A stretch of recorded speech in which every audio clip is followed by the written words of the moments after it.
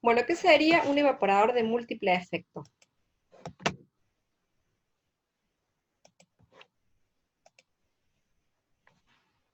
Hasta ahora el que vimos, que es este,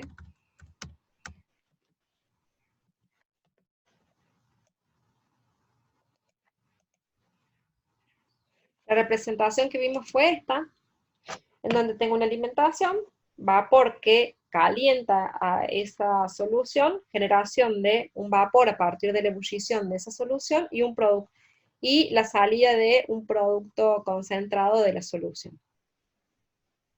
Bien.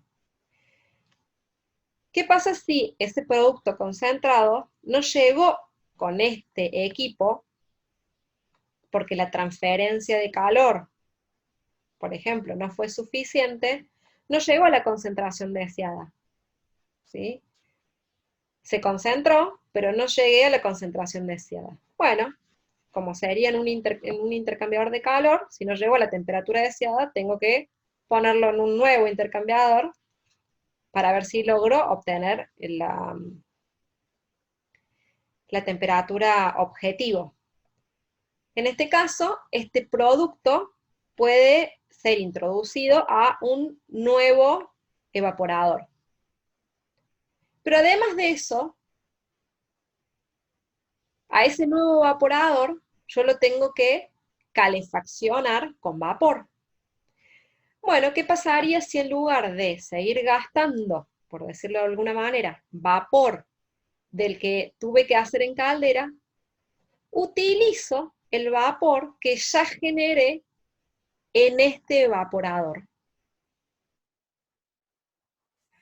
Entonces, si acá ya tengo un vapor que puede llegar a ser utilizado como vapor de calefaccionamiento, de calefacción, entonces, ¿qué hago? Bueno, voy a un segundo efecto, se llama en este caso, por eso son evaporadores de múltiples efectos.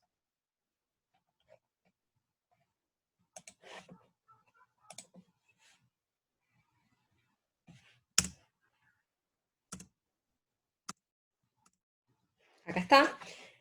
Voy con ese vapor a un segundo efecto y ahora ese vapor, por eso se los aclaré muy detalladamente al principio, ese vapor que era el vapor que se obtuvo como producto de ebullición de la solución a concentrar, ahora se convierte en el segundo efecto en el vapor calefactor.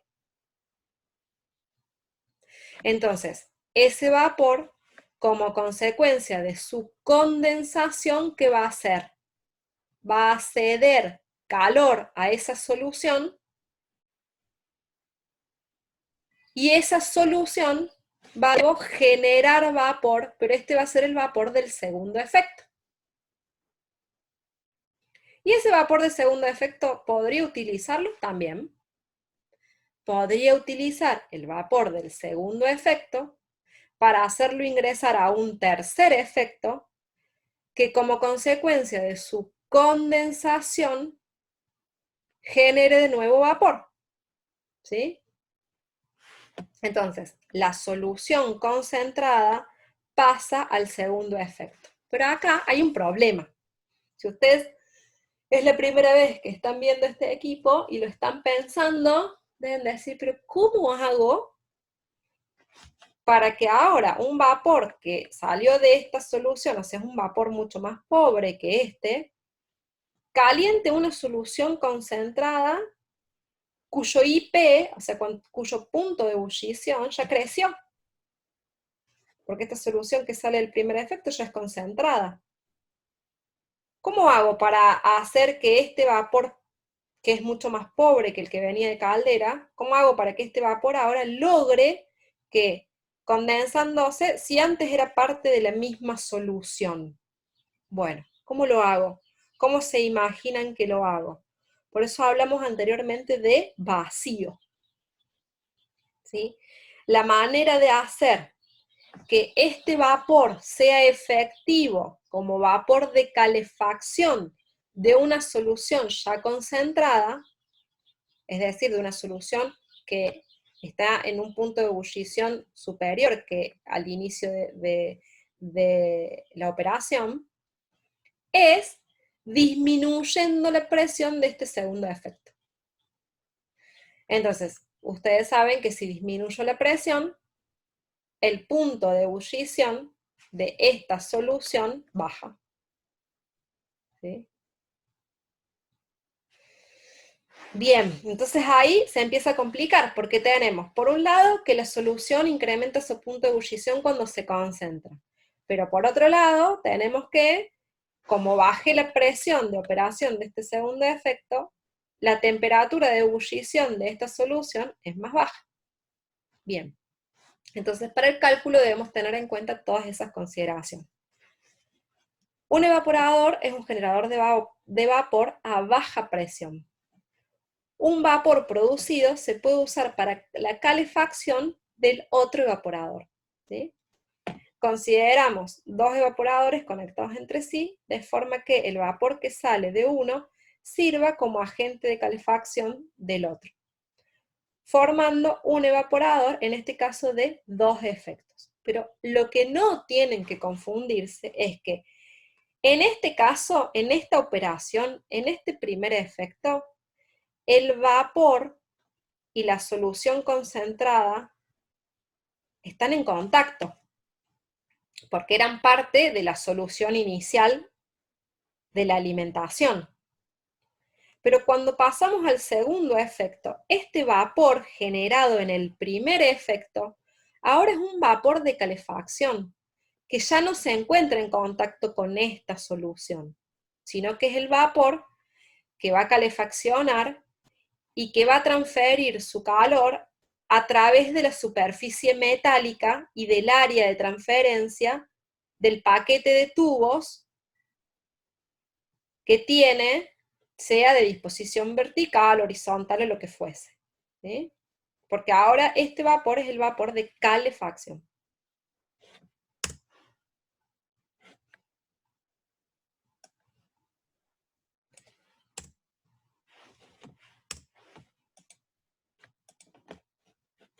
Bien, esta es una representación en planta, pero no está muy gráfica, ya vamos a ver otras.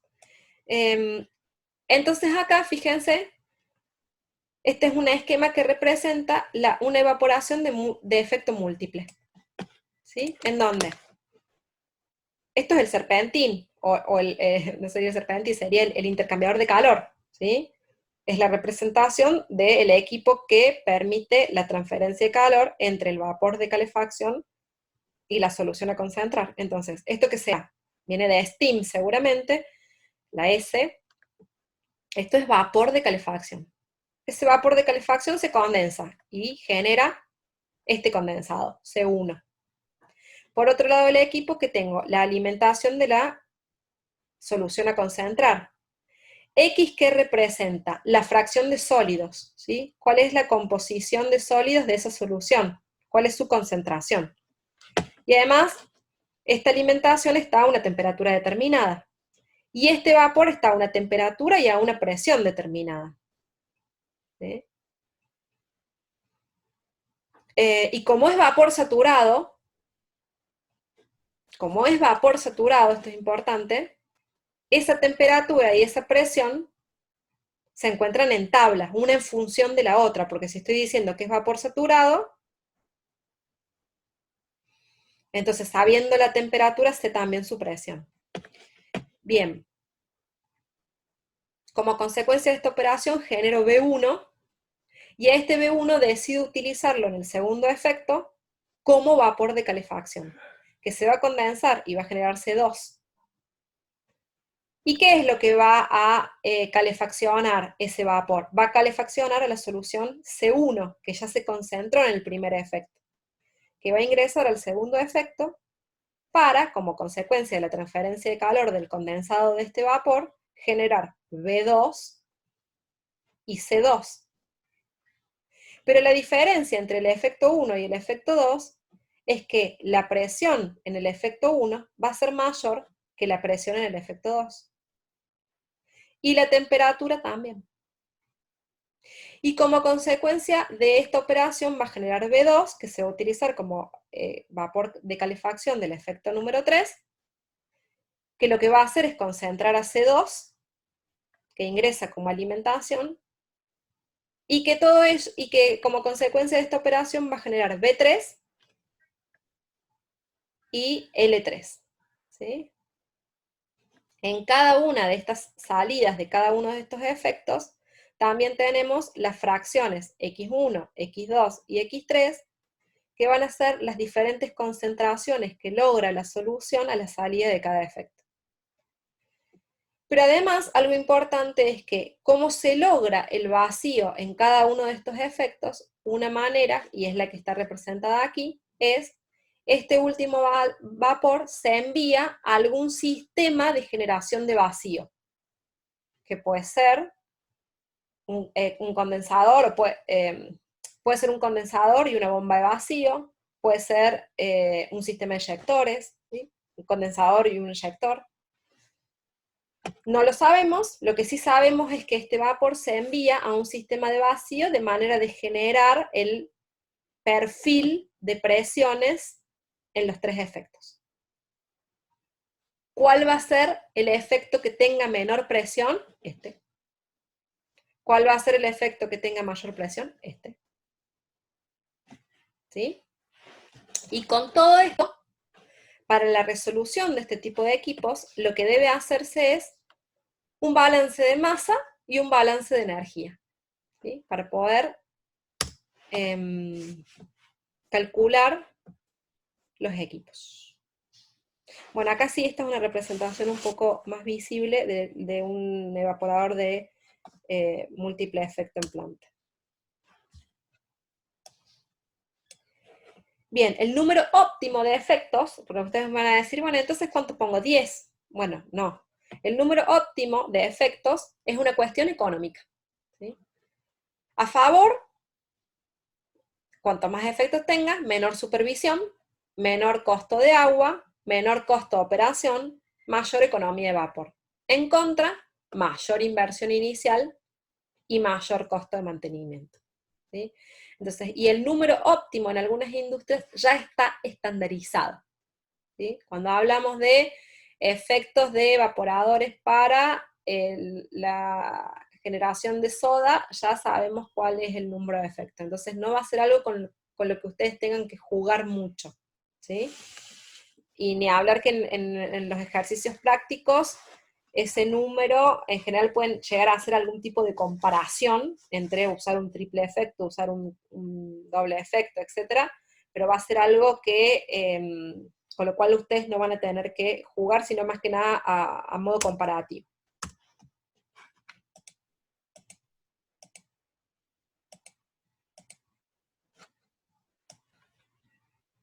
Bien, esto es más de lo que hablamos. Ya todo lo mencioné, y ahora les voy a hacer mención.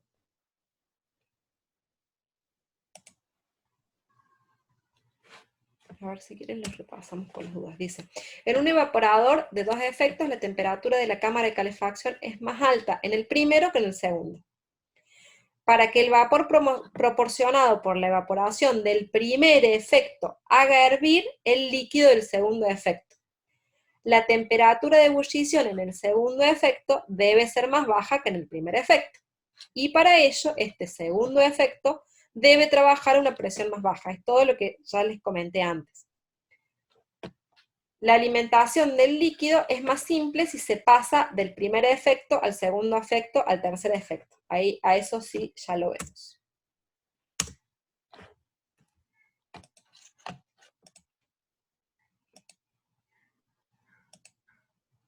¿Por qué? Porque la disposición de flujos en este tipo de equipos puede ser, por ejemplo, de esta manera.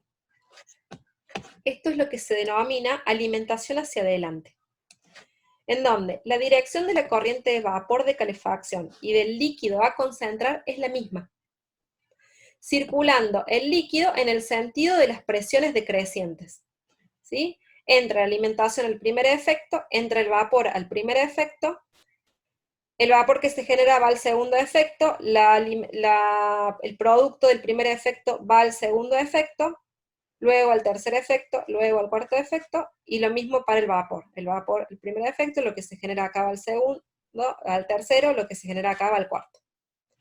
Es decir, van hacia el mismo sentido. ¿Qué tiene de ventaja esto? Que fíjense que está graficado acá que como la presión es decreciente en cada uno de los efectos, solo necesita una bomba. Con la bomba de la alimentación, ¿sí?, alimenta el sistema y luego este equipo tiene menos presión que esta, entonces el fluido va a fluir hacia el segundo efecto. Y así, sucesivamente. Y la otra ventaja que tiene es que en el caso de que alguno de los productos de la solución sea sensible a la temperatura, de manera que la solución concentrada de ese producto sea aún más sensible a la temperatura, o sea, el producto esté más expuesto a la temperatura a la que se expone, como puede ser, por ejemplo, la vitamina C de un jugo. Entonces, en este caso, el efecto que está en contacto con el vapor de más calidad, con el vapor de más temperatura, es el primer efecto en donde la solución está más diluida. ¿Sí? Entonces, se usa para soluciones térmicamente sensibles, pues la solución más concentrada está en contacto con el vapor de menor temperatura.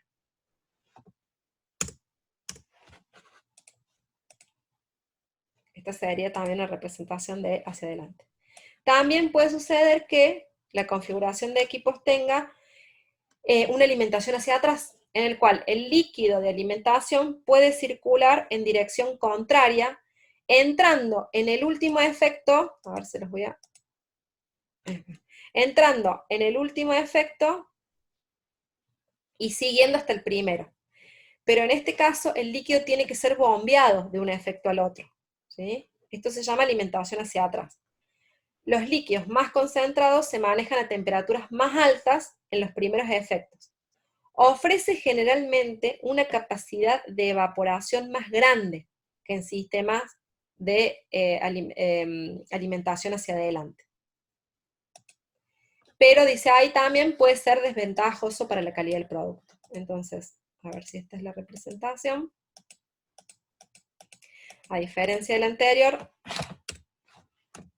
es que entonces la alimentación entra al último efecto, al cuarto, de manera que se pone en contacto con el vapor más pobre, porque el vapor vivo, fíjense que entra el primer efecto. Entonces este es un vapor de menor calidad, este de menor calidad, este de menor calidad. El último efecto es el que tiene el vapor de menor calidad y la alimentación, fíjense, entra acá. Entonces, este tipo de equipos suele ser más eficiente. ¿Sí? ¿Por qué? Porque sería como si fuese en contracorriente.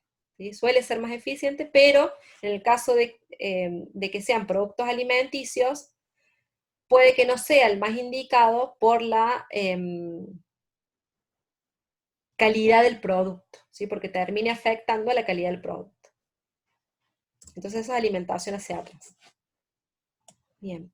Cuando la alimentación entra simultáneamente en todos los efectos, a ver si pasa, es una alimentación en paralelo.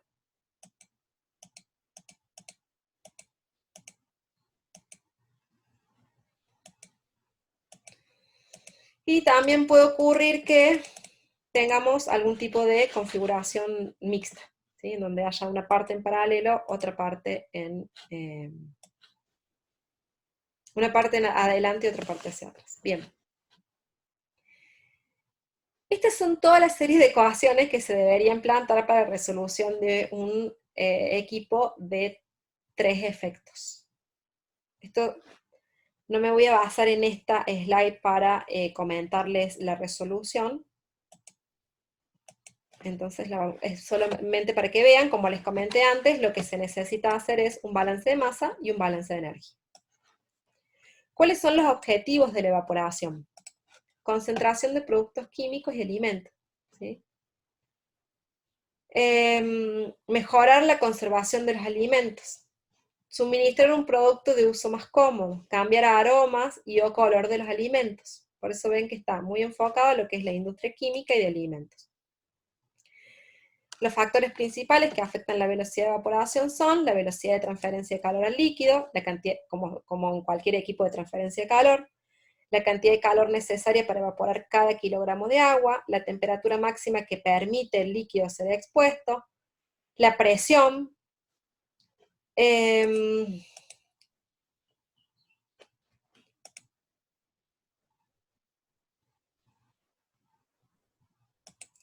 bueno, estas son consideraciones muy teóricas,